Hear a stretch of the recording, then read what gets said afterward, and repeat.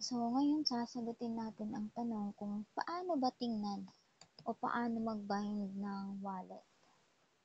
So, yung bind ng wallet sa next video natin yung gagawin. So, una, dito sa may asset, paano ba titingnan kung yung diamond o yung gift na binagsak ko sa sarili ko ay pumasok na. So, pag galing ka sa live mo, galing ka dito, pagpunta mo dyan, hindi automatic yan makikita. So, ginagawa namin, ginaganyan namin, i-refresh namin para makikita mo dito. So, isa ding way, isang paraan din para makita mo yung asset mo is kung pumasok ba talaga. Itatap mo tong may asset. Ayan. Tapos, view details. Ayan, makikita mo dyan kung pumasok ba yung diamond na binagsak mo. Ayan. Ayan, makikita mo dyan kung pumasok ba yung diamond na binagsak mo. Ayan.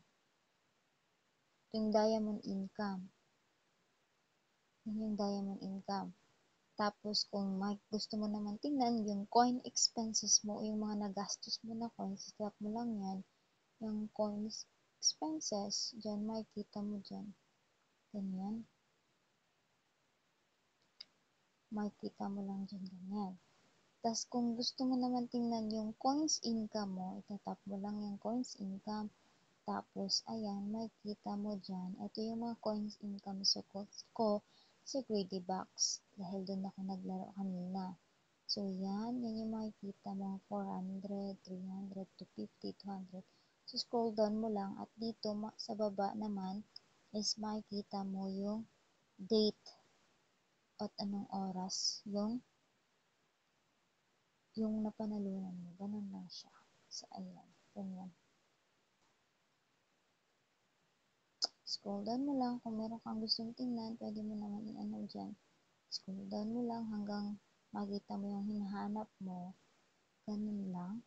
Tapos, again, sa diamond income, ito yung tatap mo kung pumasok na ba kasi maglalagay dyan plus. Tapos, sa diamond expenses, kung nag-exchange ka, ayan, dyan mo lang titingnan. Tapos, pwede mo ditong palitan kung anong month. Halimbawa, gusto natin tingnan sa July o sa June. Ayan, tatap natin yung 6. Tapos, makikita natin yung dito yung diamond exchange ko.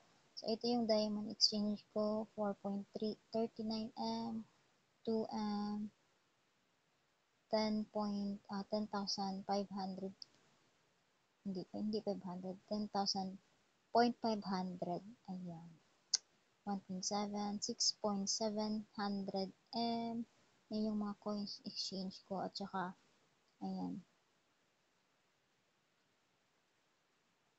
yan yung mga coins exchange ko, 6M, ang laki ng coin exchange ko, no? Meron pang 8.400M, God, yung lakas.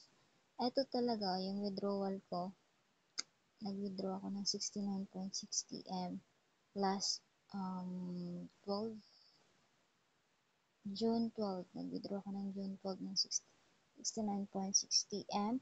So, in total po 69.60M is ano po yan, nasa 6,000 plus po yung withdraw ko niyan. Tapos sa post-income, ito, ang post-income naman is ito yung mga withdrawal mo na hindi pa dumating sa'yo. Dito mo makikita ang post-income. So, yun lang.